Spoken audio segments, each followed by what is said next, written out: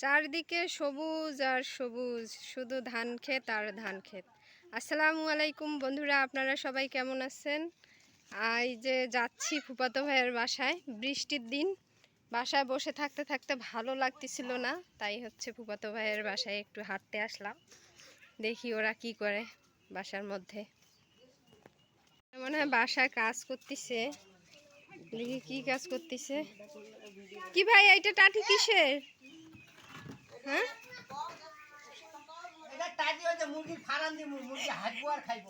ও তাই, মুরগির ফার্ম। বাহ, মাশাল্লাহ, ভালো তো। মুরগির ফার্ম লাগানোর জন্য এই যে আমার ভাই টাটি বানাচ্ছে। দেখি কোথায়, বেড়ার টাটি।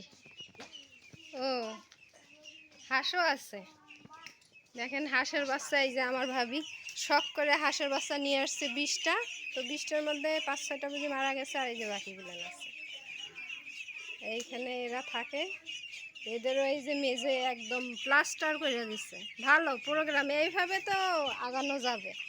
আর এইটা মুরগি থাকবে এটার মধ্যে, একদিকে হাঁস আর একদিকে মুরগি। এইখানে মুরগি লাগাবে, তাই হচ্ছে বেড়ার টাটি দিচ্ছে। হ্যাঁ, আগে দিয়ে নিক, এখন তো এলোমেলো, পরে দিলে এখন সুন্দর দেখা যাবে। আয় তয় তয় তয় তয় তয় তয় আয় আয়। হাঁসের বাচ্চাগুলো তো বড় হয়েছে, একটু ছোট ছোট আনছিল। একটা বাচ্চায় 25 টাকা করে নিয়েছিল, আর অনেক বড় হয়েছে। 35 টাকা?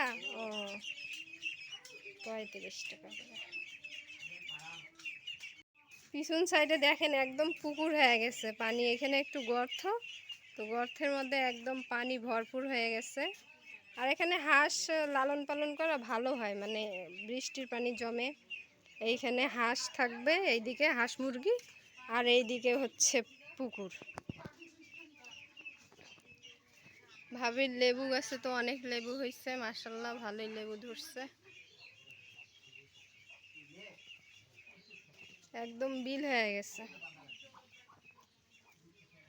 চারদিকে ধান ক্ষেত, আর তার মাঝখানেই হচ্ছে এই ভাবির বাড়ি।